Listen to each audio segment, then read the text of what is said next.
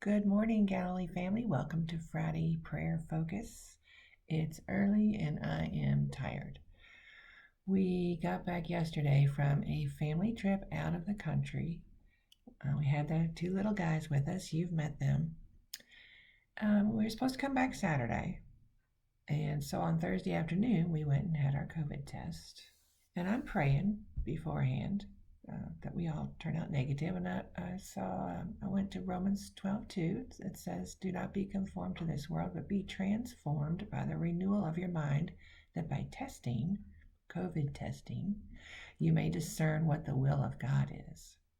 So I've just prayed that His will would be that we would all turn out negative. However, that wasn't God's will. He had an adventure in mind for us. We had lots of ups and lots of downs. And the first major down was that first 24 hours after that, because the little guy and mom, he had to go to another room in another building, but still on the compound, and be separated from us. And then we took the 5-year-old into our room, my husband and I.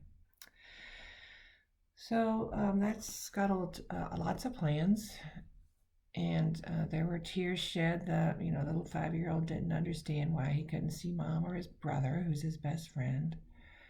Everybody cried a little bit every day, but we decided to count our blessings, and that reminded me of Philippians 4:8. I call them the whatsoever verses, even though I don't do King James, but it's so pretty, where they say whatsoever is true, whatsoever is honorable, just, lovely, commendable, excellence, and worthy of praise. And we decided we were just going to praise God. So we were going to count our blessings. Whenever we got down in the dumps, we would count our blessings. We would remind each other that we're in this all together, and there's something good here. What is it? Let's look for it.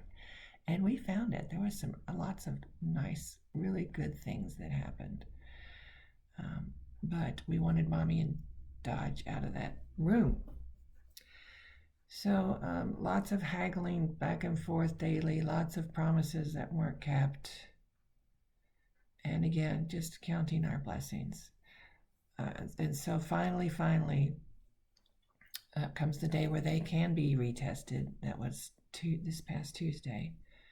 And they both tested negative. I tested negative, the 5-year-old tested negative, and sure enough, my husband tests positive. But he did that on the way in.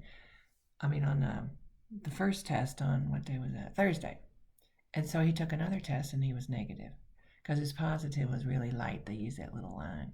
So he takes another test, and the whole time I'm praying 12:2 again, reminding myself of Romans 12:2, that by testing, COVID testing, I will know what the will of God is. And if He had another adventure for us, we were going to go on it, even though we were all pretty wiped out by then, just from the emotional roller coaster stuff. Nobody ever got sick. So anyway, my husband does test negative the second time, and I just start weeping out of relief. So now we think, okay, great, the other two can get out of the room. Nope, that's not how it works. They have to have a flight, and they will be escorted from their room to the airport. So we can't even enjoy one more day with them or one more meal with them at the resort.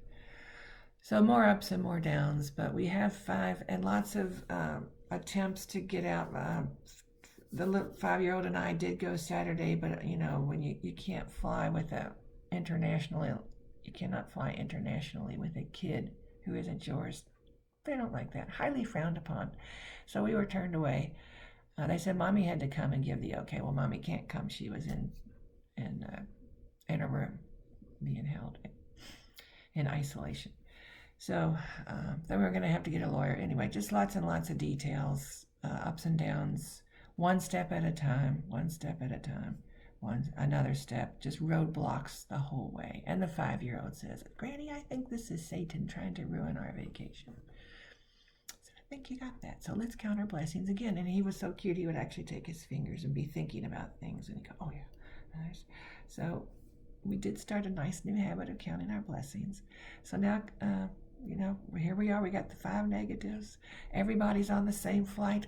Finally, gosh, I myself had 3 different flights as all this kept dragging on and on.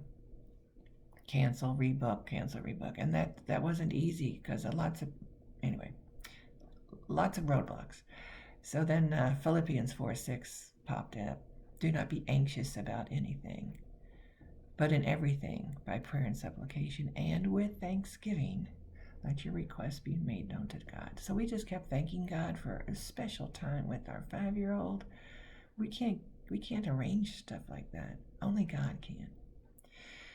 So I wasn't gonna have my hopes too high until we touched ground in Baltimore, and we did last night about oh gosh, I don't know, 6, 7. I think we got home at 7:30.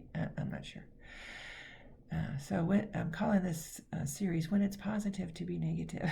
So just I wanted to pray that for our Galilee family too. That just take your request to God.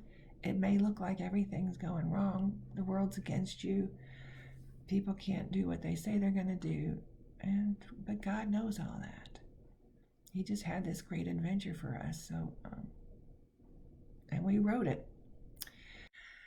So I hope that you are looking at the app. Check out the app. It's been updated. It's got right there at your fingertips all the little videos of the sermon snippets, just kids' messages, jumpstart your day on the Tuesday, Thursday devotions, and a couple of the Friday prayer focuses. All right there. I know there's been several sermons that I just love listening to again, and they're right here at my fingertips. So, goodness, if you don't have the app, get the app. Get the app. Get the app.